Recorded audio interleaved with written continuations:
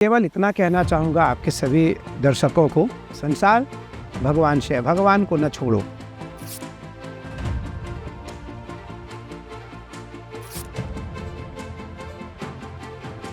और माता पिता, गुरु, राष्ट्र और भगवान को अपना करके रखो, आपका यश, आपकी प्रतिष्ठा बनी रहे। बहुत लोगों ने आपकी वीडियोस देखी हैं जिसमें आप ना बहुत सारा सामग्री इकट्ठी करके पूजन करते हैं। ईश्वर ने कहा जो दिमाग से मुझे चाहता है मैं उससे कभी नहीं मिलता हूँ, जो मुझे दिल से चाहता है मैं उससे हर पल मिलता हूँ। इसलिए मानसिक पूजा को शास्त्र ने सर्वोपरि कहा है। तो जो दुनिया भर में बलियां चढ़ती हैं, क्या वो सही है कि गलत है? दुर्गा सप्तशती का एक श्लोक है, बलि प्रदाने पूजाया मग्न कार्य महोत्सवे। जब भगवती का महामहोत्सव हो, दशहरा हो, सप्तमी हो, कि अष्टमी हो, नवमी हो, तो उस समय बलि देनी चाहिए। लेकिन ये कोई प्रमाण नहीं है।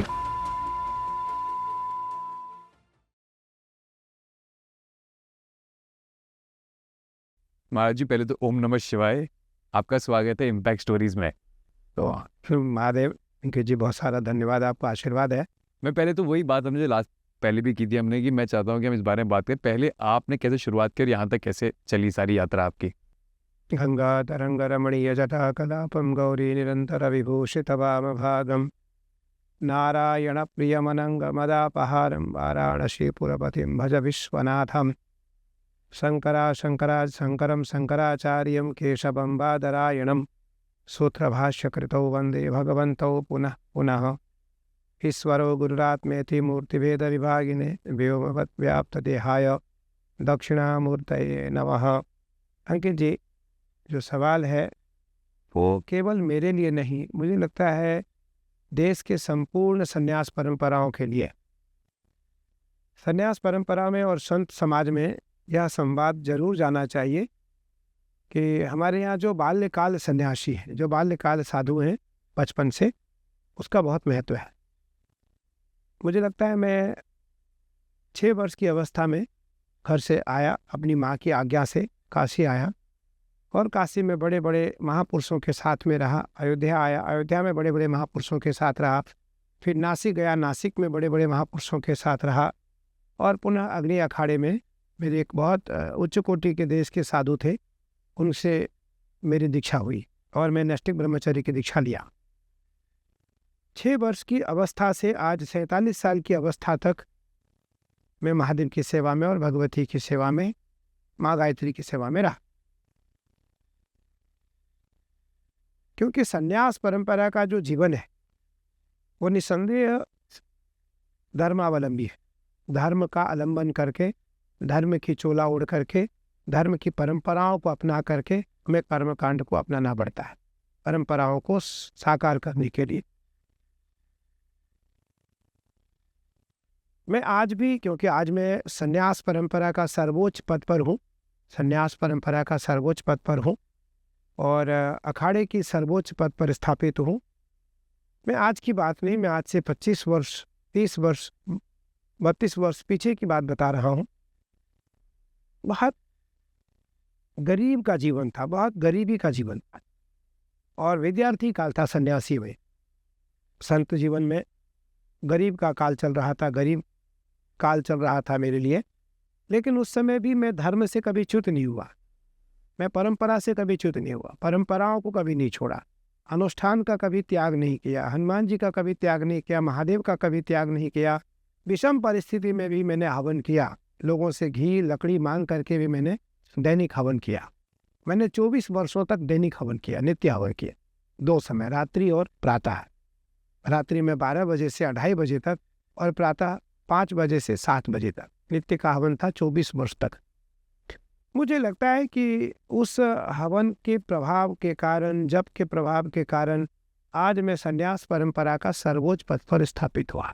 लेकिन आज भी मेरे मन में भाव रहता है कि मुझे कर्मकांड को नहीं छोड़ना है, मुझे अध्यात्म को नहीं छोड़ना, मुझे धर्म को नहीं छोड़ना है। आज क्योंकि आपका इंटरव्यू था और मेरा भाव भी था बहुत दिनों से कि मैं आपको कुछ अपनी बात बताऊं तो समाज तक ये बात पहुंचेगी आपके माध्यम से, क्योंकि करोड़ों की संख्या में लोग आपको देखते हैं, आपके चैनल को देखते हैं और आपके चैनल को लोग लाइक करते हैं। प्रातःकाल, क्योंकि आज हमारे यहाँ पूजन प्रारंभ हो रहा है माई की, तो मैं प्रातः काल से पूजन की तैयारी में था और सैकड़ों लोगों की श्रेष्ठ और सामान्य लोगों का आवागमन नित्य आश्रम में रहता है।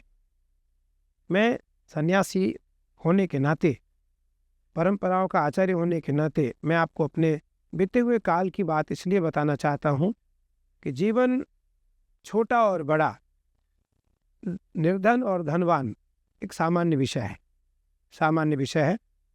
कदापि अपने परंपरा से व्यक्ति को नहीं हटना चाहिए, अपनी परंपरा से व्यक्ति को नहीं हटना चाहिए, अपने कर्मकांड से व्यक्ति को नहीं हटना चाहिए। समय करवट ले लेगा, समय करवट, और समय बलवान है, पुरुष बलि नहीं होता है, समय होता बलवान। भेलिनी लोटन अर्जुन को वही, अर्जुन वही बाण। तो इसलिए पुरुष बलि नहीं है, समय बलवान है। हमें समय की प्रतीक्षा करनी चाहिए, समय का इंतजार करना चाहिए। लेकिन कर्मण्येवाधिकारस्तु मा फलेषु कदाचन, भगवान कृष्ण गीता में कहते हैं, हे अर्जुन, तुम कर्म करो, फल की इच्छा का त्याग करो, फल की इच्छा का त्याग करो, कर्म करो। तो मेरा जो संदेश है आपके माध्यम से संसार को, वो यह है कि हमें अपने कर्म के प्रति सजग रहना चाहिए, अपने कर्म के प्रति संलग्न रहना चाहिए, अपने कर्म के प्रति दृढ़ रहना चाहिए। ईश्वर को हमारे भाग्य बदलने पड़ेंगे। और महादेव कहते हैं, भाग्य मेट सकई त्रिपुरारी, भगवान शिव भाग्य में परिवर्तन ला सकते हैं। अभी आज आप हैं यहाँ, अभी आप देखेंगे मैं इस देश का सबसे बड़ा आचार्य होने के पश्चात भी गंगा जी जाऊँगा, अभी कुछ क्षण बाद गंगा जी जाऊँगा। गंगा जी से चांदी के घड़े में हम स्नान करके गंगा जी से के रेत से घड़े को साफ करेंगे, गंगा जल लाएंगे, और उसी जल से रात्रि में माई, मेरी जो माँ भगवती, माँ काली है, सामने तस्वीर है आपके, साक्षात है ये, इनका स्नान होगा। मेरे लाए गए जल के द्वारा माई का सबसे जो आखिरी स्नान होगा वो हमारे लाए हुए जल से होगा। मैं कहता हूँ कि आचार्य और सन्यास परंपरा का शिखर हम तभी छू पाएंगे जब हम ईश्वर को पकड़े रहें, परंपरा को पकड़े रहें। बचपन से मेरा यही काल था और बचपन से आज तक मैं सनातन धर्म के लिए, अपनी परंपराओं के लिए, महादेव के लिए और माँ भगवती के लिए अपने जीवन को न्यौछावर किया।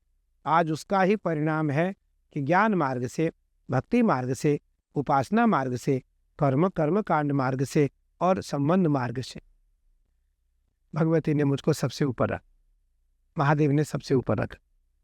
पर मेरा अभिप्राय है कि मेरा जीवन कैसे बीता, जब मेरा बचपन था तभी मेरे साथ हनुमान जी थे, माँ दुर्गा जी रहती थी। दुर्गा की तस्वीर, छोटी सी फोटो, चांदी की, बहुत छोटी सी, किसी ने मुझे भेंट किया था, वो चांदी की प्रतिमा थी मेरे पास, और गणेश जी की छोटी सी प्रतिमा, एक शंकर जी स्फटिक के थे।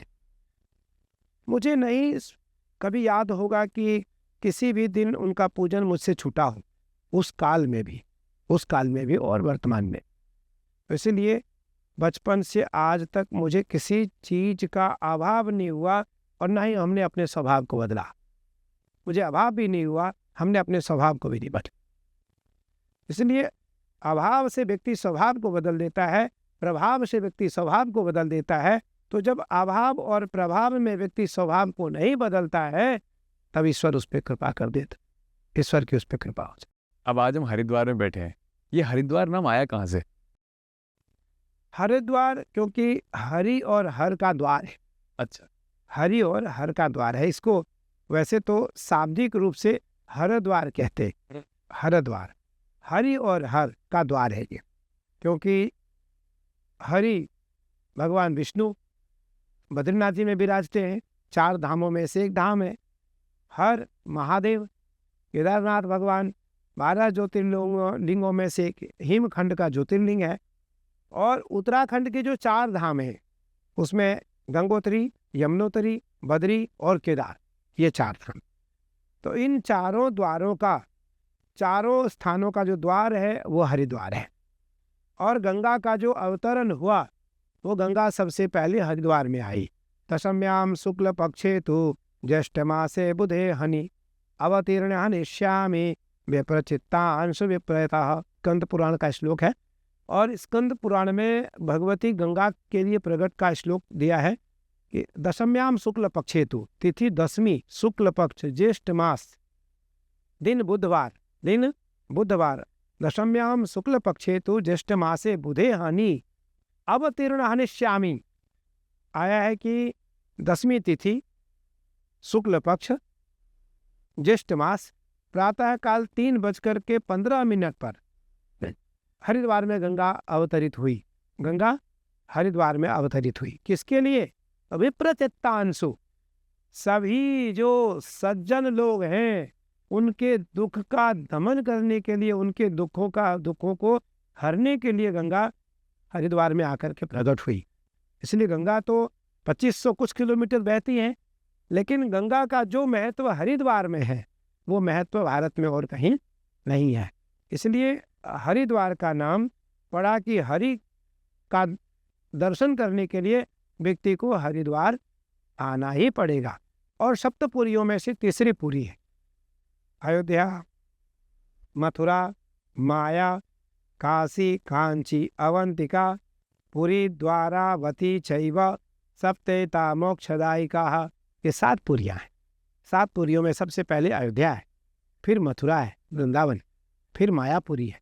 हरिद्वार को मायापुरी कहा गया। मायापुरी संस्कृत में नाभि को माया कहते हैं, नाभि को माया कहते। हरिद्वार में माँ भगवती सती की नाभि गिरी है।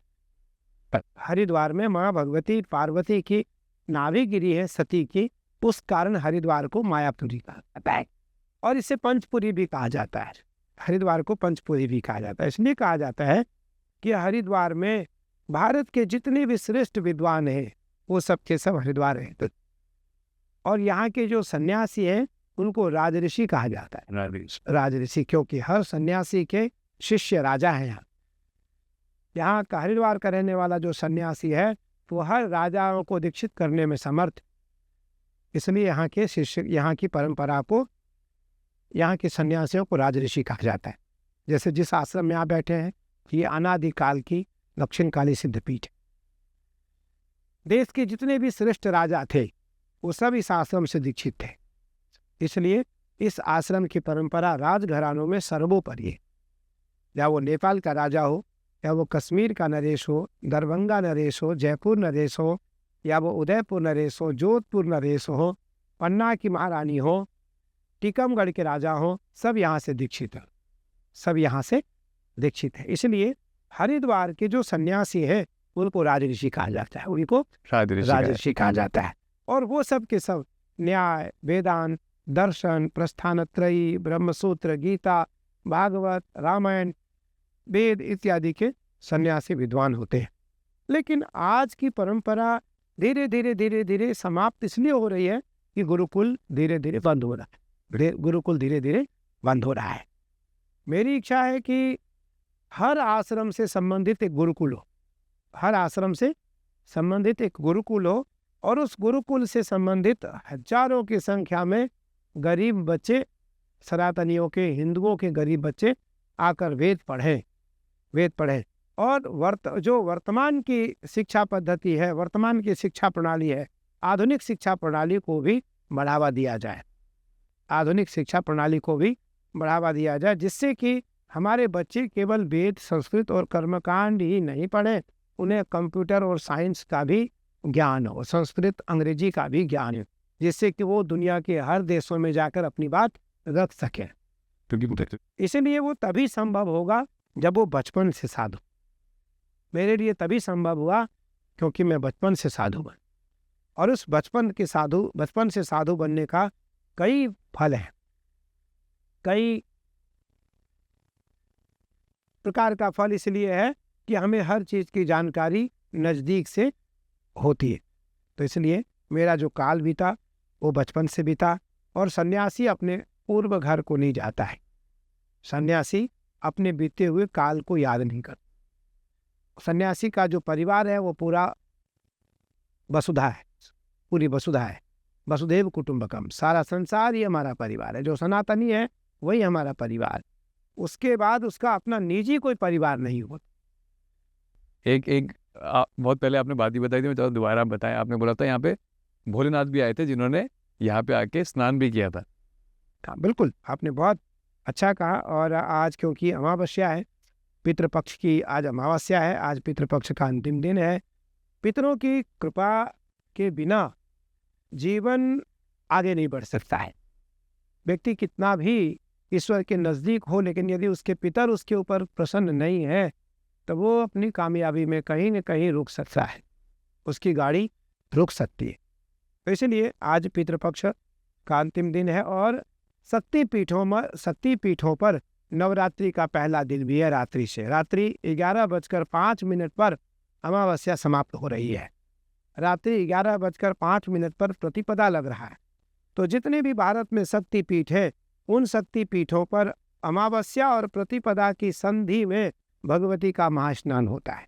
भगवती का महास्नान होता है और आज के दिन ही नवरात्र प्रारंभ हो जाते हैं। और शरद पूर्णिमा 17 तारीख को है। 17 तारीख को शक्तिपीठों पर नवरात्र समाप्त होंगे। इसलिए शक्तिपीठ पर जो नवरात्र है वो 16 दिन के नवरात्र होते। 16 दिन तक हम सब आज के बाद भूमि शयन करेंगे, बिस्तर पे नहीं जाएंगे। 9 दिन तक हम व्रत करेंगे, फलाहार करेंगे। 9वें दिन कन्या पूजन करके हम संक्षिप्त पारण करेंगे और फिर 9वीं से पूर्णिमासी तक रात्रि पर्यंत हवन करेंगे। आज के कई कल्प पहले की घटना है।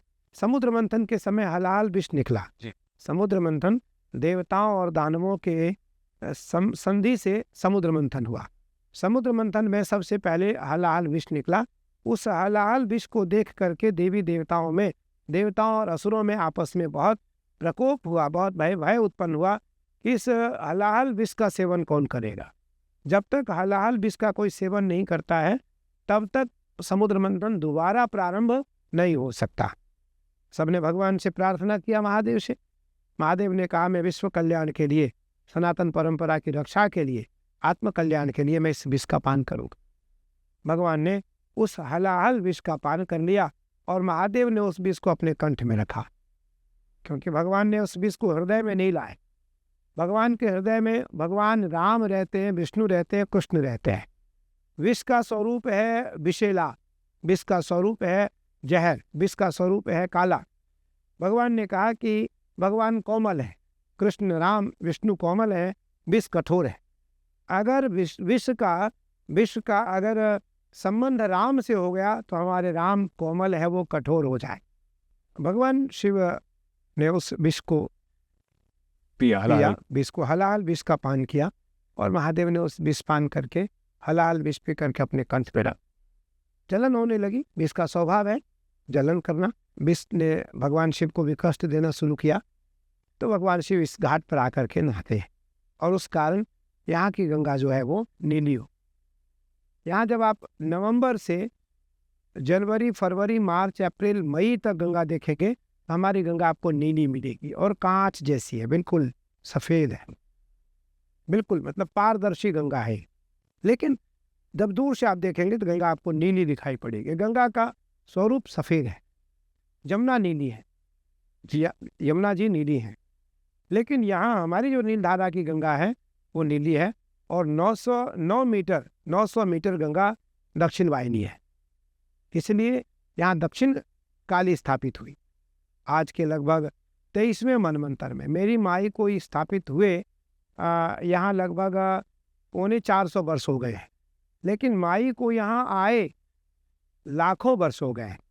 माई को किसी ने लाया नहीं, भगवती काली की प्रतिमा को यहाँ किसी ने लाया नहीं और भगवती यहाँ स्वयं चल करके आई। इसलिए इस मूर्ति को हम कभी मूर्ति नहीं मानते, ये मूर्ति साक्षात। आज से 17 दिन तक हम भगवती को यहाँ खिलाएंगे, पिलाएंगे, बुलाएंगे, रुलाएंगे, हम भी रोएंगे उसके साथ और हम बच्चे जैसे स्वभाव भगवती के साथ मेरा यहाँ 17 दिन रहेगा। हम जो भी कुछ खाएंगे वो भगवती को खिलाएंगे, सब खाएंगे। हम जो भी कुछ पिएंगे, पानी हो, चाय हो, वो भगवती को पिलाएंगे, तब हम पिए।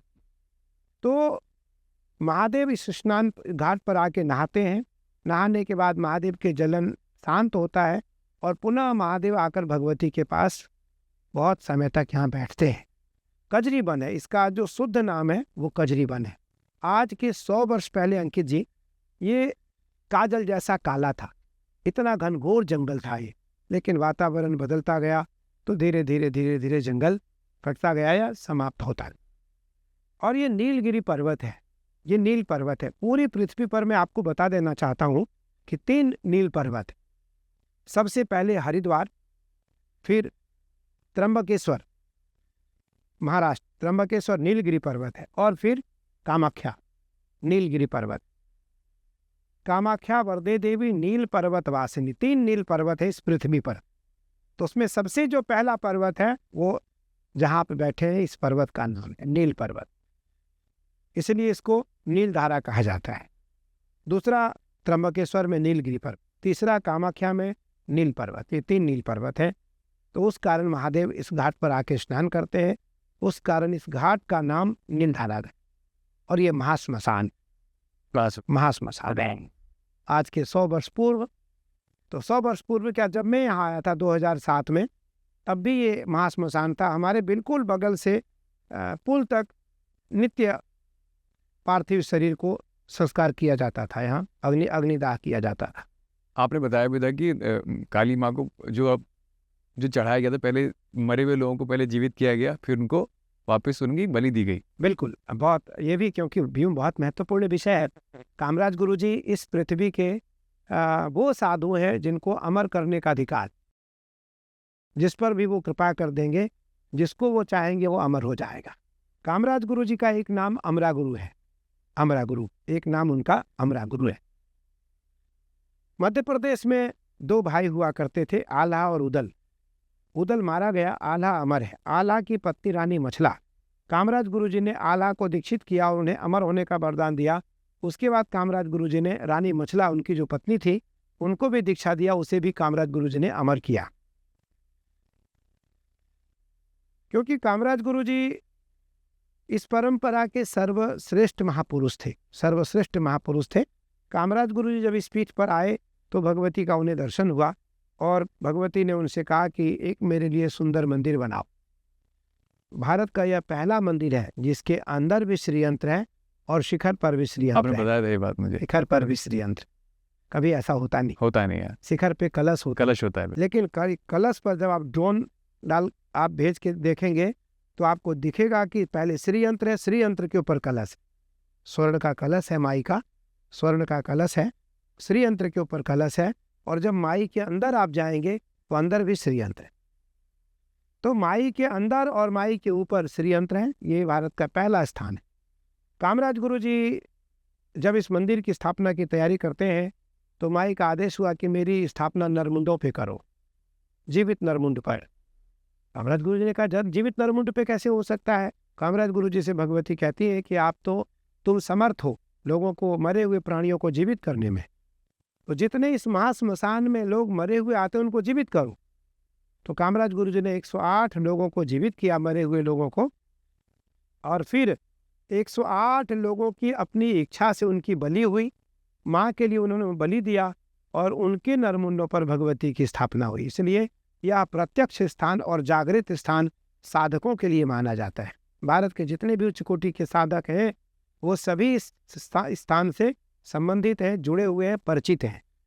बस केवल इतना है कि इस आश्रम का बहुत प्रचार इसलिए नहीं हुआ क्योंकि यहाँ साधक रहे। साधक ने बहुत प्रचार प्रसार करना उचित नहीं समझा, लेकिन आज के वातावरण को देखते हुए माई की इच्छा हुई। माई ने कहा कि इसको भव्य बनाओ, थोड़ा सुंदर बनाओ, मेरा प्रचार भी करो, मुझे लोग जाने। आज यहाँ आज 2 अक्टूबर है, आज 2 अक्टूबर है और आज अमावस्या तिथि है। रात्रि से माई का स्नान शुरू है, कल प्रातः काल कलश स्थापन है और कल से 17 तारीख तक हजारों की संख्या में नित्य भगवती के दर्शन करने यहाँ भक्तजन आएंगे। यहाँ माई बहुत कम सामान से खुश हो जाती है। एक मीठा पान, एक नारियल, एक फूल की छोटी सी माला और एक काले गुलाब जामुन। काले गुलाब जामुन अगर कोई भगवती को यहाँ अर्पित करता है तो माई उस पर कृपा कर देती है। आपको कल हजारों की संख्या में वो लोग मिलेंगे जिनसे आप उनके व्यू जान सकते हैं, क्या है तुम्हारा यहाँ आने का उद्देश्य, क्यों आते हो आप यहाँ। तो वो आपको बिना मुझसे पूछे, आप किसी से भी पूछ सकते हैं, आपको हर व्यक्ति यही बताएगा कि यहाँ माई मूर्ति नहीं, माई। इसलिए भारत का पहला स्थान है जिसको माई शब्द से संबोधित किया जाता है, भारत का पहला स्थान है जिसको माई बाबा शब्द से संबोधित किया जाता है। माई अर्थात माँ काली, बाबा अर्थात कामराज गुरुजी। एक मेरा सवाल है, जब हम बलि की बात करते हैं तो जो दुनिया भर में बलियां चढ़ती हैं, लोग जो ईश्वर के नाम पे बलि देते हैं, क्या वो सही है कि गलत है? देखिए अंकित बाबू, बलि की प्रथा तो भैया अनादिकाल से बिल्कुल है। अनादिकाल से, कोई आज नहीं है, अनादिकाल से है। और दुर्गा सप्तशती का एक श्लोक है, बलि प्रदाने पूजाया मग्निकार्य महोत्सवे। जब भगवती का महामहोत्सव हो, उत्सव हो, भगवती का दशहरा हो, सप्तमी हो, कालरात्रि हो, और भगवती की अष्टमी हो, नवमी हो, महाउत्सव हो, तो उस समय बलि देनी चाहिए, बलि देनी चाहिए। लेकिन ये कोई प्रमाण नहीं है कि बलि किसकी हो। अच्छा, बलि छाग बलि भी है, दही और उड़द की भी बलि है, नारियल की भी बलि है, केले की भी बलि है, केले की भी बलि है, दही और चावल की भी बलि है, दही और चावल की भी बलि है, जायफल की भी बलि है, सफ़ेद कद्दू की भी बलि है, सफ़ेद कद्दू की भी बलि है, और जानवर में भेड़ बकरी भैंस इत्यादि की भी बलि है। आज कामाख्या में नित्य बलि होते हैं, नित्य बलि होते हैं। हालांकि उत्तराखंड में तो हाई कोर्ट के द्वारा बैन है, बलि नहीं दी जाएंगे सार्वजनिक जगह पर, सार्वजनिक रूप से आप बलि नहीं दे सकते। पर मेरा मानना है कि ये सारा सब कुछ नियम केवल हिंदू धर्म के लिए क्यों, बिल्कुल केवल हिंदू धर्म के लिए क्यों? भाई ईद है, बकरीद है, बकरीद हो, हजारों नहीं करोड़ों की संख्या में अंकित भैया जी जी जी, भेड़ बकरी और ऊंट बलि होती है। सुप्रीम कोर्ट और न्यायालय की दृष्टि उस ओर क्यों नहीं, उस ओर क्यों नहीं? मेरा मानना है कि एक धर्म, इसलिए कॉमन सिविल कोर्ट की मांग देश इसलिए कर रहा है और कर रहा था कि समान नागरिक संहिता हो, समान नागरिक कानून हो। पढ़े लिखे लोग झाड़ू लगा रहे हैं, कम पढ़े लिखे लोग बाबू बने हैं, बिल्कुल बाबू बने हैं। मेरा मानना है कि ये जो सब्जेक्ट है, ये जो विषय, ये खत्म होना चाहिए देश में। जो योग्य है वो नौकरी पे रहेगा, जो अयोग्य है वो घर में काम करे, घर में काम करे, वो किसी जाति का हो, किसी परंपरा का हो, किसी धर्म का हो, किसी। इसलिए समान नागरिक संहिता हमारे देश में लागू होनी चाहिए, जनसंख्या नियंत्रण हमारे देश में लागू होनी चाहिए। उसी प्रकार मुसलमानों पर भी बैन होना चाहिए। आप सार्वजनिक जगह पर रक्त नहीं बहाओगे, सार्वजनिक जगह पर आप भेड़ बकरी नहीं काटोगे। केवल हिंदुओं के लिए ये सारे नियम लगाए जाते हैं, जो कि मुझे लगता है कि हिंदू धर्म में तो सारे शास्त्रों में वर्णन है बलि का। मुझसे कोई आके शास्त्रार्थ करे, मैं उसे बताऊंगा कहाँ प्रमाण है। लेकिन फिर भी हम कोर्ट की अवमानना कभी हिंदू नहीं करता, कोर्ट की अवमानना कभी हिंदू नहीं करता है। हम सभी कोर्ट को मानते हैं, परंपरा को मानते हैं, न्याय को मानते हैं, संविधान को मानते हैं, संस्कृति को मानते हैं, संस्कार को मानते हैं, परंपराओं को मानते हैं।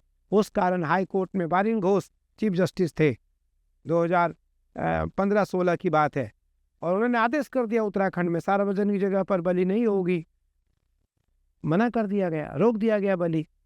मुझे लगता है यही पिटीशन हिंदुओं के द्वारा मुसलमानों के लिए जानी चाहिए, और उच्च न्यायालय को यह संज्ञान में लेते हुए उन्हें भी एक आदेश करना चाहिए कि ईद हो या बकरीद हो, सार्वजनिक जगह पर सार्वजनिक तरीके से, बहुसंख्या में, बहुआयात तरीके से आप बलि नहीं करोगे। हमारे शास्त्र में तो प्रमाण है। मैं दुर्गा सप्तशती का श्लोक है कि बलि प्रदाने पूजाया मग्नि कार्य महोत्सवे। बलि प्रदान, भेड़ की बलि, बकरे की बलि, मछली की बलि, यहाँ तक कि अन्य बहुत सारे जानवर हैं, उनकी भी बलि प्रथा दी गई है। लेकिन फिर भी न्यायालय की मान्यता को, न्यायालय के आदेश को मानकर उत्तराखंड ने स्वीकार किया और यहाँ सार्वजनिक रूप से सार्वजनिक जगह पर बलि बंद कर दिया है। क्योंकि भगवती जो काली है, दुर्गा है, कामाख्या है, छिन्नमस्तिका है, धूमावती है, मातंगी है, छिन्न और बगलामुखी है, बगलामुखी है, तारा है, काल भैरवी है और माँ काली है। इसका तो आहार ही रक्त है, ये तो रक्त ही पीती है। लेकिन वो रक्त कोई जरूरी नहीं है कि वो किसी जानवर के पिए, वो दुष्ट का भी रक्त पान करती है। भक्तों की रक्षा के लिए, राष्ट्र की रक्षा के लिए, धर्म की रक्षा के लिए वो दुष्टों को भी मार करके समय समय पर उसका रक्त पान करती है। मुझे एक और चीज़ पता है इस मंदिर के बारे में जो कि बड़ी अलग है। देश भर से लोग आते हैं हर की पौड़ी पे स्नान करने, बट मुझे पता लगा कि हर की पौड़ी तो असली में इस तरफ है, उस तरफ नहीं। देखिए ये क्या है, क्योंकि इस विषय पर हम लोग इसलिए नहीं जाते कि लौकिक परंपरा है। जी जी, बस बात की बात है। हाँ। लौकिक परंपरा है, हर की पौड़ी पर सदियों से यह परंपरा चली आ रही है और हर की पौड़ी हम सभी लोग उसको मानते हैं। हमारी आस्था है वहाँ, हमारी वहाँ आस्था है। और हमारी जो परंपरागत स्नान होते हैं, परंपरागत अखाड़े के स्नान होते हैं, कुंभ का स्नान होता है, वो वहीं होता है। और ये तो शोध का विषय है, शास्त्र का विषय है और इस पर हमें लगता नहीं जाना चाहिए, नहीं जाना चाहिए। हमारी लोक मान्यता भी महत्व रखती है और लोक परंपरा भी हमारी हमारी बहुत महत्व रखती है। इसलिए मुझे इस विषय पर कोई बात नहीं करनी चाहिए। एक यहाँ पे एक और मंदिर भी है, मतलब काली माँ का नीचे मंदिर भी है, जिसमें लगता है साल में एक बार उसके द्वार खुलते हैं, माँ की पूजा आप करते हैं। उस मंदिर का अंकित भाई आपने सही कहा, वो माँ का गर्भगृह है, वहाँ कुछ और नहीं है। माँ जब आई इस आश्रम में, जब मंदिर नहीं बना था, तब माई उस गर्भगृह में विश्राम की, वैष्णो देवी की तरह। जैसे वैष्णो देवी में अर्धकुमारी है, वैसे ही वो नीचे गर्भगृह है। माई यहाँ विश्राम करती हैं और विश्राम करने के बाद जब मंदिर बनता है, कामराज गुरुजी मंदिर में जाकर भगवती को स्थापित करते हैं। विक्रम संवत 1753 ज्येष्ठ शुक्ल पक्ष सप्तमी को कामराज गुरुजी ने माई को वहाँ स्थापित किया। उस दिन के बाद वह गर्भगृह साल में 2 बार खुलता है, दोनों नवरात्र की सप्तमी। जी, दोनों नवरात्र की सप्तमी में खुलता है। हम उसमें जाते हैं, कुछ भगवती का चिंतन करना होता है हमारी परंपरागत, और हम वहाँ चिंतन करते हैं। कुछ मंत्रों का पाठ करना पड़ता है, हमें उसका पाठ करते हैं। कुछ हमें वहाँ जप करना पड़ता है, हमको जप करते हैं। और भारत का कोई भी एक श्रेष्ठ व्यक्ति है, उसको लेकर हम वहाँ जाते हैं, उसे दिव्य ज्ञान भगवती से प्रदान कराते प्रति वर्ष, साल में 2 बार। अगर कामराज गुरुजी अमर है तो क्या उन्हें अभी भी लोगों ने देखा है? अभी देखा, अभी आचार्य पवन जी के एक बहुत प्रिय है, हमारे शिष्य है, कथाकार है।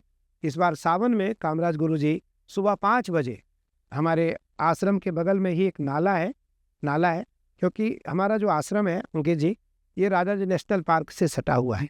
राजा जी नेशनल पार्क से सटा हुआ है। यहाँ से राजा जी नेशनल पार्क की दूरी अधिकतम 100 मीटर है, 100 मीटर। 50 मीटर पर नाला है। उस नाले में कामराज गुरुजी सुबह 5:30 बजे टहल रहे थे और उनकी हाइट लगभग 12 फीट की है, 12 फीट की है। विशाल काय शरीर है, दिगंबर रहते हैं, कपड़े नहीं पहनते हो, तो शंकर जी के सेवा में रहते हैं, कपड़े नहीं पहनते, अमर है। और उनकी बड़ी बड़ी दाढ़ी है, हाथ में कमंडल था। उस व्यास, कथा व्यास, उनका नाम है आशीष कथा व्यास ने देखा, आप उसका इंटरव्यू भी ले सकते हैं। मुझे उसने आकर के बताया कि गुरुजी हमने आज कामराज गुरुजी को देखा, तो वो रोने लगा, उसके सारे रोंगटे खड़े हो गए। कामराज गुरुजी हमारे हैं, क्योंकि उनका स्थान है, वो यहाँ आते रहते हैं हम सबों को दर्शन देने। हमारे तो पिता के समान है वो, हम उनके पुत्र हैं, इसलिए क्योंकि मैं उनका उत्तराधिकारी हूँ। वो मुझसे तो समय समय पर मिलते रहते हैं, मुझे वो तंत्र मंत्र यंत्र का ज्ञान देते रहते हैं भगवती की उपासना के लिए। आपने मुझे बहुत पिछली बार के बाद भी बताई थी कि कैलाशेश्वर यहाँ पे एक शिवलिंग है जो आपको गंगा जी में मिला था। कैलाशेश्वर महादेव है, 2007 की बात है, स्थापना हुई। और कैलाशेश्वर भगवान की स्थापना के पूर्व मैंने एक पारे का शिवलिंग निर्मित कराया था, बहुत पैसे खर्च करके। हमारे एक शिष्य हैं दिल्ली में, उन्होंने बहुत पैसे खर्च करके मेरे लिए एक पारदेश्वर शिवलिंग बनाया, पारे का, करीबन 2.25 करोड़ के आसपास रुपया खर्च करके। पर क्या हुआ कि उनकी मैं स्थापना करता, उससे पूर्व गुप्त नवरात्र था। गुप्त नवरात्र की तिथि पंचमी थी, दिन सोमवार था, और सायंकालीन 5, सवा 5, साढ़े 5 बजे, 6 बजे की घटना है। मेरा एक ब्रह्मचारी गंगा जी में नहाने गया और भगवान शिवलिंग कैलाशेश्वर जल में तैरते हुए उसके हाथ में आकर के अच्छा, स्थापित हो जाते हैं, बैठ जाते हैं। वो लेकर के मेरे पास आ जाता है। मैं बहुत विचार करने लगा, गंगा के शिवलिंग है, गंगेश्वर है, इनकी स्थापना ना किया जाए और मैं पारे की स्थापना करूं। सब ने मुझे कहा कि उस वक्त गुरुजी, अगर महादेव मिले हैं तो एक बार इनको देख लिया जाए। तो उस समय हमारे पास एक पुरातत्व विभाग के एक बड़े अधिकारी है, इस समय उनकी मध्य प्रदेश में ड्यूटी है, वो मेरे पास रहते थे आश्रम में। उस समय उनकी ड्यूटी हरिद्वार में थी, वो आश्रम में रहते थे। तो उनको मैं बुलाया रात को करीबन 9 बजे 9:30 बजे के आसपास। मैंने उनसे कहा, आप देखो अगर आपको कुछ लगता है तो। उन्होंने कहा, स्वामी जी मैं कल शिवलिंग को ले जाऊंगा, क्योंकि इसको आप तोड़ने तो देंगे नहीं, तो मैं शिवलिंग ले जाऊंगा। वो मुझे लगता है अपने कार्यालय में देहरादून ले गए होंगे, और देहरादून ले जाने के 3 दिन बाद वो शिवलिंग लेकर मेरे पास आए। तो उन्होंने कहा, स्वामी जी 26 से 29 लाख वर्ष पुराने शिवलिंग है ये। 26 से 29 लाख वर्ष पुराने शिवलिंग है, स्वयंभू शिवलिंग है, और इन पर सारे चिन्ह हैं, सारे चिन्ह हैं। कोई बात नहीं, हमने उनकी अच्छी से प्रतिष्ठा करने का निर्णय लिया। जब हमने प्रतिष्ठा की तब सबसे पहले उस शिवलिंग में हमें नंदी के दर्शन हुए। अच्छा। हमें नंदी के दर्शन हुए, फिर सर्प के दर्शन हुए, फिर भगवान को एक भस्म लगा हुआ है। जब आप उनको बहुत करीब से जाकर देखेंगे, थोड़ा सा तेल या इत्र लगा करके, तो आपको दिखेगा कि भगवान को भस्म लगा हुआ है। फिर धीरे धीरे तो उनकी सेवा शुरू हुई, और भगवान में फिर सभी देवी देवताओं के, महादेव से संबंधित देवी देवताओं के दर्शन हमें होने लगे। फिर हमारे साथ साथ सभी लोगों को होने लगे। अब तो संसार के लोगों ने दर्शन सारे किए उनमें। इस बार गणेश जी आए, सारे बिच्छू, सारे सांप आए। ओम तो हर दिन महादेव के ऊपर स्वतः ओम बन जाता था। तो ये तभी संभव है जब कोई आदि शिवलिंग होगा, अनादि शिवलिंग, जिसकी पूजा अनादिकाल से हुई होगी, तभी ये संभव। लोग जब कहते हैं जूना अखाड़े की बात करते हैं तो लोग अखाड़े को कुश्ती वाला अखाड़ा समझ लेते हैं। क्योंकि अखाड़े का अर्थ तो सही लोग ये मानते हैं कि अखाड़े वही है जिसमें कुश्ती होती है, मगर ऐसा इधर नहीं पर है। ये 13 जो अखाड़े आदि जगत गुरु शंकराचार्य भगवान के द्वारा स्थापित है, और अखाड़े की परंपरा जो है वो सनातन धर्म की रक्षा के लिए। यहाँ सारे साधु सन्यासी अखाड़े की रक्षा के लिए, संत की रक्षा के लिए, सनातन की रक्षा के लिए, परंपराओं की रक्षा के लिए भारत भ्रमण करते हैं, दुनिया भ्रमण करते हैं, और हजारों साधु देश की परंपराओं की रक्षा के लिए बौद्धिक ज्ञान देते हैं। जो आचार्य है वो परंपराओं की रक्षा के लिए शास्त्र को साक्षी मान करके कार्य करता है। इसलिए आचार्य भगवान का रूप होता है, आचार्य ईश्वर का रूप होता है। तो अखाड़ा जो है, अखाड़े में जो हमारे नागा होते हैं, नागा हमारे सिपाही होते हैं, अखाड़े के और धर्म के, सनातन धर्म के और अखाड़े के। देश की रक्षा के लिए जब स्वतंत्रता संग्राम की बात आई, तब भी देश आज़ादी को लेकर के नागाओं ने मोर्चा संभाला। तो जब जब देश में आवश्यकता होगी राष्ट्र की रक्षा के लिए, नागा आगे आकर के देश की रक्षा के लिए काम कर। इसलिए जो अखाड़ा 13 अखाड़ा है वो परंपराओं की रक्षा के लिए आदि जगत गुरु शंकराचार्य ने स्थापित किए, 7 सन्यासियों की अखाड़े। आपने मुझे बहुत खूबसूरत कहानी सुनाई थी। आपने मुझे बताया था कि भोलेनाथ को बेलपत्र क्यों पसंद है। अब भोलेनाथ को बेलपत्र इसलिए पसंद है क्योंकि बड़ा इतिहास है। माँ पार्वती 84,000 वर्ष तप करती है महादेव को पाने के लिए, महादेव को पाने के लिए। तो एक दिन सप्तऋषियों ने जाकर के माँ पार्वती से पूछा कि देवी आप उपासना इतनी कठोर कर रही हो, क्या शंकर जी आपको मिलेंगे? तो भगवती कहती है कि बरऊँ शिवनत राव कुआरी, जन्म जन्म भर रगर हमारी। बरऊँ शिवनत राव कुमारी, जन्म जन्म भर रगर हमारी। मैं शंकर को ब्याहूंगी या कुंवारी रहूं, मेरा ये संकल्प। मैं किसी और पुरुष का वरण कदापि नहीं करूंगी। माँ का दृढ़ संकल्प था। तो माँ पार्वती सूखे बेलपत्र को खाती थी, सूखे बेलपत्र को खा करके भजन करती थी, तप करती थी। तो माँ पार्वती काली हो गई, माँ पार्वती काली हो गई, बिल्कुल श्याम वर्ण की हो गई और दुबली हो गई। जब शंकर जी सामने गए तो शंकर जी ने कहा कि देवी तुमसे विवाह कौन करेगा, तुम तो काली हो बिल्कुल, और मुझे देखो मैं गौर वर्ण का हूँ, कर्पूर गौरम करुणावतारम संसार सारम भुजगेंद्रहारम सदा वसंतम हृदयारविंदे भवम भवानी सहित। तब माँ कहती है भगवान आप मुझसे वरण, मेरा वरण न करिए, लेकिन मैं तो आपके वरण के लिए ही अपने जीवन यापन कर दूंगी, अपने जीवन को बिता दूंगी। महादेव को लगा कि पार्वती मेरे बिना, मेरे सिवा किसी और पुरुष का, किसी और देवी देवता का वरण नहीं कर सकती हैं। तब महादेव ने गंगा का आह्वान किया। गंगा आई, पार्वती को स्नान कराती है। पुनः पार्वती गौर वर्ण की हो गई, गौर वर्ण की हो गई और हृष्ट पुष्ट हो गई। उसी दिन से भगवान शिव ने कहा कि जो भी व्यक्ति मुझे बिलपत्र अर्पित करेगा, मैं उसकी सारी इच्छा पूर्ण करूंगा। तो उसी दिन से प्रमाण आया कि बिलपत्र सूखा हो या बिलपत्र हरा हो, बिलपत्र टूटा हो या बिलपत्र कटा फटा हो, कोई भी बिलपत्र मुझे अर्पित करेगा, मैं उस पर कृपा करूं। काशीवास निवासी च काल भैरव पूजनम कोटि कन्या महादानम एक बिल्वम शिवार्पण। काशीवास बताया गया है कि काशीवास महादेव विश्वनाथ जी के ऊपर या कोई भी प्रतिष्ठित शिवलिंग के ऊपर कोई भी व्यक्ति अगर एक बिलपत्र अर्पित करता है तो 1 करोड़ कन्यादान का फल उसे प्राप्त, 1 करोड़ कन्यादान का फल उसे प्राप्त। दर्शनम बिल्वपत्रस्य स्पर्शनम पापनाशनम अघोर पाप संहारम एक बिल्वम शिवार्पणम। यदि कोई नहीं चढ़ा सकता है, चढ़े हुए बिलपत्र को कोई देख ले, चढ़े हुए बिलपत्र को कोई देख ले और दर्शन कर ले, उसको स्पर्श कर ले, तो 3 जन्म से जो भी पाप उसने किया है, अघोर से अघोर पाप से वो मुक्ति पा। त्रिदलम त्रिगुणाकारम त्रिनेत्रम च त्रयायुधम त्रिजन्म पाप संहारम एक बिल्वम शिवार्पणम। और त्रिदलम, 3 दल वाला बिलपत्र, अगर नूतन बिलपत्र, नूतन मतलब छोटा बिलपत्र, नूतन बिलपत्र महादेव को कोई अर्पित करता है तो महादेव कहते हैं कि अघोर से अघोर पाप 3 जन्म से भी ऊपर, त्रिदलम त्रिगुणाकारम त्रिनेत्रम च त्रयायुधम त्रिजन्म पाप संहारम एक बिल्वम शिवार्पणम।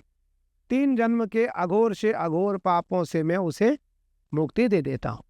भगवान को इसलिए बिल्वपत्र अत्यंत प्रिय है, क्योंकि माई का, मेरी माई पार्वती का, पार्वती ही काली है और काली ही पार्वती है, मेरी माई का जो आहार था बिल्वपत्र, उसको लेकर के महादेव ने बिल्वपत्र पर कृपा किया और बिल्वपत्र को अपना पूजन का सर्वोपरि सामग्री स्वीकार किया।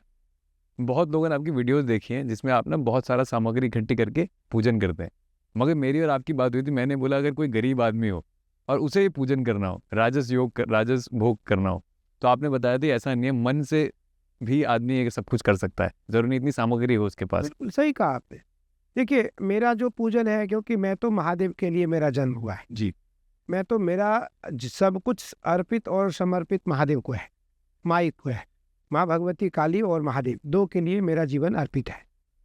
और मैं कहता हूँ जो नहीं कुछ कर सकता है, जो कुछ नहीं दे सकता है, जिसके पास कोई सामग्री नहीं है, वो मानसिक पूजन करने, मानसिक रत्ने कल्पितमासनम हिमजले स्नानं च दिव्यांबरम नानारत्न विभूषितं मृगमदा मोदांकितं चंदनम जाति चंपकबिल्वपत्र रचितं पुष्पं च धूपं तथा दीपं देवदयानिधे पशुपते हृत्कल्पितं गृह्यताम् सौवर्णे नवरत्नखण्डरचिते पात्रे घृतं पायसं भक्षं पंचविधं पयो दधियुतं रंभाफलं पानकं शाकानामयुतं जलं रुचिकरं कर्पूरखण्डोज्ज्वलं ताम्बूलं मनसा मया विरचितं भक्त्या प्रभो स्वीकुरु छत्रं चामरयोर्युगं व्यजनकं चादर्शकं निर्मलं वीणाभैर्मृदङ्गकालकला गीतं चन्द्रेत्यं तथा साष्टाङ्गं प्रणतिस्तुतिर्बहुविधा ये तत्समस्तं मया संकल्पेन समर्पितं तव विभो पूजां गृहाण प्रभो आत्मा त्वं गिरिजामति सहचरा प्राणा शरीरं गृहं पूजा ते विषयोपभोगरचना निद्रा समाधिस्थिति संसारः पदयो प्रदक्षिण विधि स्तोत्राणि सर्वा गिरो यद्यत् कर्म करोमि तत्तदखिलं शम्भोस्तवाराधनं करचरणकृतं वा कायजं कर्मजं वा श्रवणनयनजं वा मानसं वा परार्धं विहितमविहितं वा सर्वमेतच्छमस्व। जय जय करुणाब्धे श्रीमहादेव शम्भो। जय जय करुणाब्धे श्रीमहादेव शम्भो। जय जय करुणाब्धे श्री महादेव शंभो। ये स्तुत्र है। इसका पाठ करने मात्र से 16 प्रकार की राजोपचार पूजन करने का लाभ प्राप्त हो जाए। इसका मतलब क्या होता है वैसे? इसका मतलब यह है कि रत्ने कल्पितमासनम हिम जले, हे महादेव नाना प्रकार के जो हिमालय का जल है, हिमालय का जल है, मानसरोवर आदि, बद्री आदि, केदार, हमारे जो आदि कैलाश है, मणिमहेश है, किन्नर कैलाश है, श्रीखंड कैलाश है, मानसरोवर कैलाश है, गंगा यमुना सरस्वती कावेरी कृष्णा गोदावरी नर्मदा सरस्वती मंदाकिनी भागीरथी अलकनंदा, इन सारे नदियों के जल से मैं आपको स्नान करवा रहा हूँ।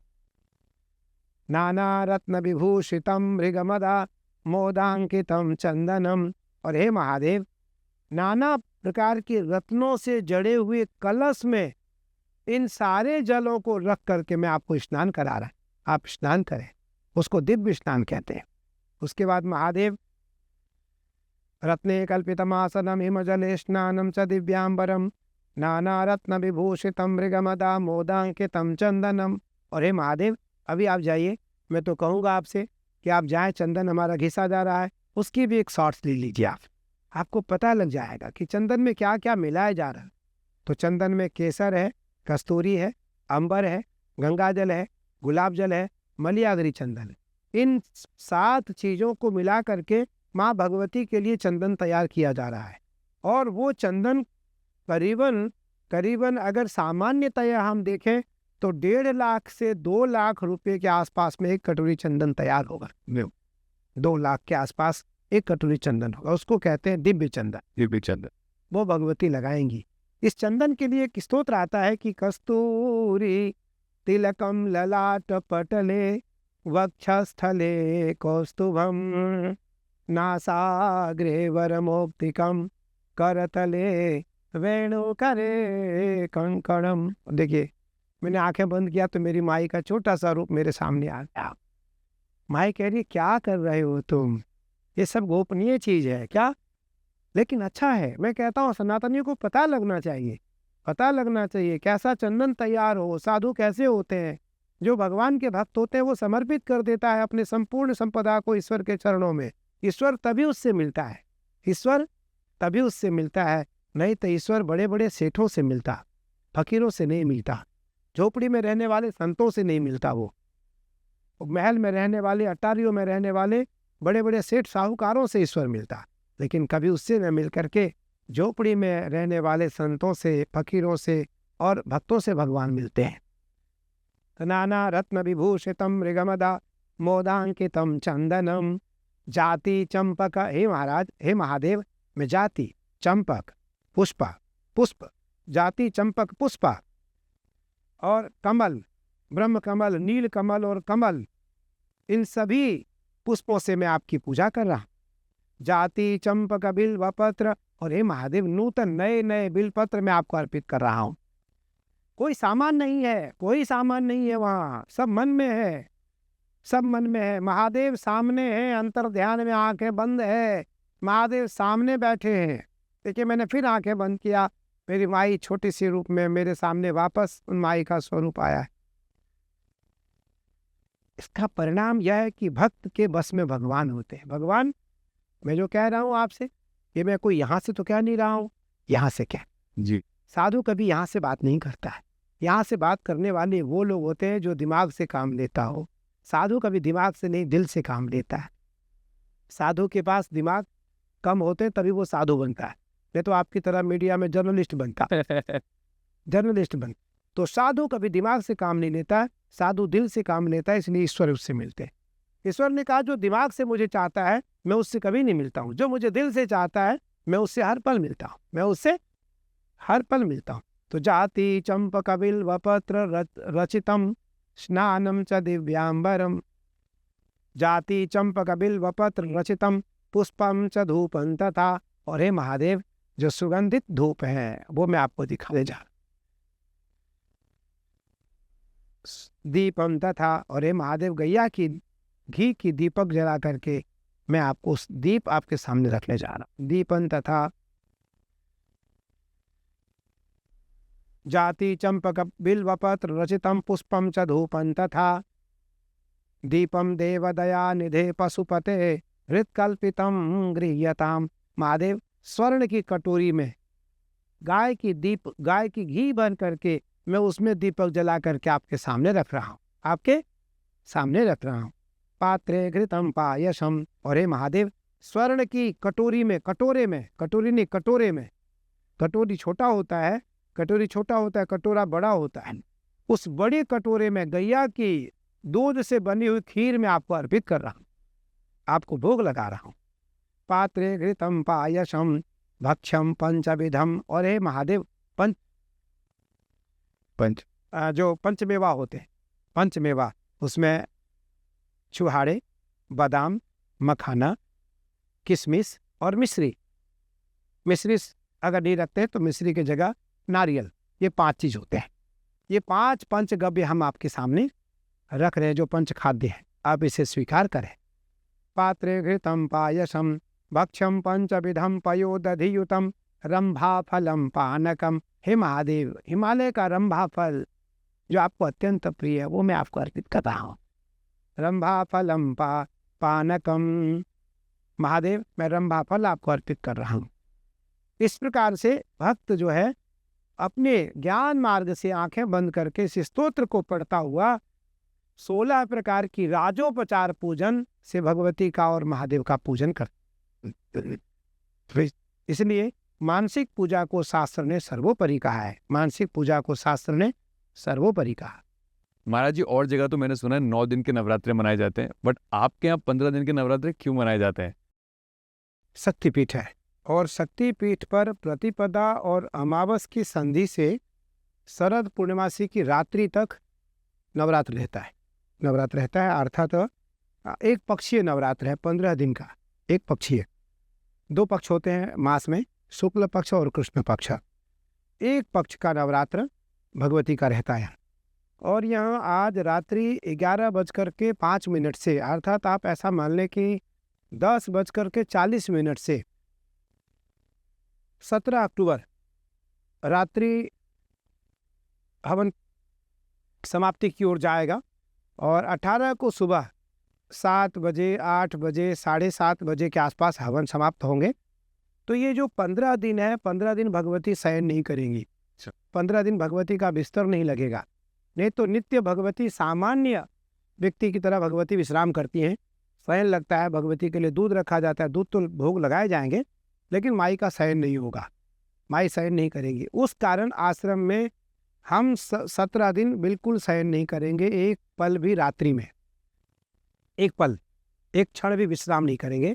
सोएंगे, ऐसा नहीं है नहीं सोएंगे, लेकिन प्रातःकाल सूर्यार्घ्य दे करके, सूर्य को अर्घ्य दे करके 7 बजे, 8 बजे, 8:30 बजे, 9 बजे, 10 बजे के आसपास विश्राम करेंगे।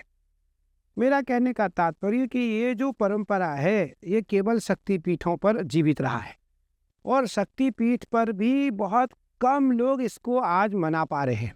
लेकिन हमारे यहाँ तो विधि परंपरागत इसको मनाता है, और विधि परंपरागत हम इस सारे पूजन को स्वयं करते हैं, किसी से करवाते नहीं, स्वयं करते हैं।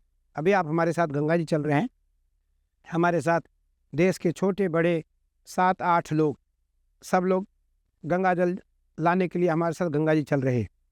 जो व्यक्ति गंगा जी अभी नहाएगा वही व्यक्ति रात्रि में हमारे साथ गंगा स्नान करके माई के स्नान में जाएगा।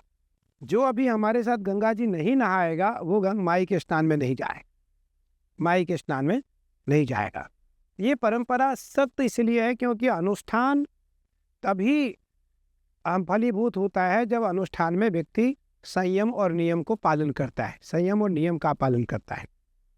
इसलिए हमारे यहाँ जो नवरात्र है वो एक पक्ष का नवरात्र है, 15 दिन का नवरात्र है, और कल रात्रि 12:45 12:30-40 से 12:30 और 12:40 से लेकर के सुबह 4:40 तक भगवती का पुष्पार्चन होगा। नित्य भगवती के चरणों में दुर्गा सप्तशती के 700 श्लोकों के द्वारा भारत के 2 विशिष्ट लोग और 3 हम 5 लोग भगवती का कल से लेकर अष्टमी रात्रि तक भगवती का पुष्पार्चन करेंगे। उसके बाद नवमी से लेकर के शरद पूर्णमासी तक रात्रि 1 बजे से सुबह 7 बजे तक हवन करेंगे। मैं तो एक दिन कहूँगा कि आपकी पूरी टीम हवन में आए, और 110 डिग्री टेम्परेचर हवन का होगा, 110 डिग्री तापमान हवन का होगा। 12 तारीख को हमारे यहाँ दक्षिण काली यंत्रार्चन है। दशहरा को 12 तारीख को विजयादशमी है। 12 तारीख को दशहरा है, विजयादशमी है। उस दिन दक्षिण काली यंत्रार्चन है। उत्तर भारत में दूसरी बार ये दक्षिण काली यंत्रार्चन हो रहा है। पिछली बार भी हमने किया था वासंतीय नवरात्र में, चैत्र की नवरात्र में, और इस बार शारदीय नवरात्र में। नहीं तो ये दक्षिण काली यंत्रार्चन दक्षिण भारत में होता है, दक्षिण भारत की परंपरा है, ये उत्तर भारत की परंपरा नहीं है। क्योंकि उसके लिए कम से कम 10 घंटे लगते हैं यंत्र बनाने में, 10 घंटे लगते हैं यंत्र बनाने में, और 4 घंटे लगते हैं यंत्र की पूजन में, 14 से 15 घंटे लगते हैं, और 30 से 35 लोगों की आवश्यकता पड़ती है उस यंत्र बनाने से पूजन तक। अच्छा, उस यंत्र का बहुत बड़ा महत्व शास्त्र ने दिया है, शास्त्र में है। वो यंत्र मूलाधार, स्वाधिष्ठान, मणिपुर, अनाहत, विशुद्धि, आज्ञा, बिंदु और सहस्राधार 6 चक्रों को जागृत करने में वो यंत्र अत्यंत सहायक होता है। और सिद्ध पीठ पर यदि यंत्रार्चन किया जाए तो उसका करोड़ गुना फल है। तो हमने वासंतीय नवरात्र में, चैत्र की नवरात्रि में हमने यंत्रार्चन किया था। इस बार पुनः दशहरा के दिन 12 तारीख को सायं 4 बजे से या 4:30 बजे से लेकर के रात्रि करीबन 9 बजे तक यंत्रार्चन होगा, और प्रातःकाल 7 बजे से लेकर के 4 बजे तक यंत्र का निर्माण होगा। उसकी भी तिथि समय तय है। उसके बाद कल से 17 तारीख तक मैं रात्रि पर्यंत भगवती की सेवा में रहूँगा। मैं कभी किसी से दिन में कोई मुलाकात मेरी नहीं होगी। मैं रात्रि पुष्पार्चन में रहूँगा, हवन में रहूँगा, जप में रहूँगा, पाठ में रहूँगा। हम लगभग 15 लोग रहेंगे हमारे साथ, ब्राह्मण बच्चे 15 लोग सामूहिक रूप से हम भगवती को पाठ सुनाएंगे। बाहर कुछ लोग अंदर, कुछ बाहर, हम 5 लोग अंदर रहेंगे और बाकी 10 लोग बाहर पाठ करेंगे। रात्रि 10 बजे से सुबह 4 बजे तक नित्य प्रति पाठ सुनाएंगे। ये 22वां वर्ष है इस वर्ष मेरा इस पीठ पर, 22-23 वर्ष हो गए मुझे। उसके बाद मैं कल सायंकाल 6 बजे 7 बजे से 8 बजे तक 1.5 घंटे या 1 घंटे में भक्तों से मिलूंगा। उसके बाद जो दिन में हमारे पास समय मिलेगा हम उसमें यंत्रार्चन करेंगे, यंत्र बनाएंगे, भोजपत्र पर यंत्र लिखेंगे, भगवती के अलग अलग मंत्रों को यंत्र के रूप में लिखेंगे, भगवती के पास रखेंगे उसे। और जो भारत के प्रमुख लोग हैं, हमसे जुड़े हुए जो लोग हैं, उनको वो एक एक यंत्र हम अर्पित करेंगे और उस यंत्र को वो धारण करेंगे। उनके लिए वह यंत्र कवच के रूप में वर्ष पर्यंत उनके पास रहेगा। ये परंपरा शक्तिपीठ की है अनादिकाल से, अपने भक्तों की रक्षा के लिए, अपने शिष्यों की रक्षा के लिए, राजा की रक्षा के लिए, और जो देश के प्रबुद्ध लोग हैं उनकी रक्षा के लिए साधु संत इस प्रकार से अनुष्ठान करके उनको प्रसाद के रूप में वो वस्तु उन्हें अर्पित करते हैं। तो ये जो परंपरा है हमारे पीठ की वो अनादिकाल से है, और इस परंपरा को बस थोड़ा सा हमने मूर्त रूप दिया है, इसको हमने बड़ा रूप दे दिया है, शास्त्र विधि सम्मत। और आप आज मुझे नहीं पता क्या कार्यक्रम है आपका, नहीं तो मैं तो कहूँगा कि आप यहाँ रात्रि रुके, जब माई का प्रातःकाल स्नान हो तो कम से कम आपको एक रूप देखने को मिले कि भगवती मूर्ति का ऐसा भी सुंदर रूप हो सकता है क्या। क्योंकि अंदर तो मुझे लगता है नहीं रह पाएंगे, अंदर तो 7 घंटे लगेंगे, 7 घंटे खड़ा रहना पड़ेगा, और खड़े रह करके महास्नान होने जा रहा है भगवती का। प्रातःकाल 6 बजे के आसपास आपको भगवती के दर्शन होंगे, लेकिन वो जो प्रतिमा का स्वरूप होगा वो दुर्लभ होगा। इसलिए दुर्लभ होगा कि जो 7 घंटे के श्रृंगार होंगे, भगवती राज राजेश्वरी है, मेरी जो माई है वो राज राजेश्वरी है, तो उनकी जो श्रृंगार होंगे वो महारानी से भी ऊपर होंगे, और वो सारे श्रृंगार हम करेंगे, सारे श्रृंगार हम करेंगे। तो इसलिए महात्मा जो है वो भगवान के प्रति अत्यंत स्नेह रखता हुआ श्रृंगार रस को भी स्वीकार करता हुआ और अपने आराध्य देवता का प्रमुखता से श्रृंगार करता है।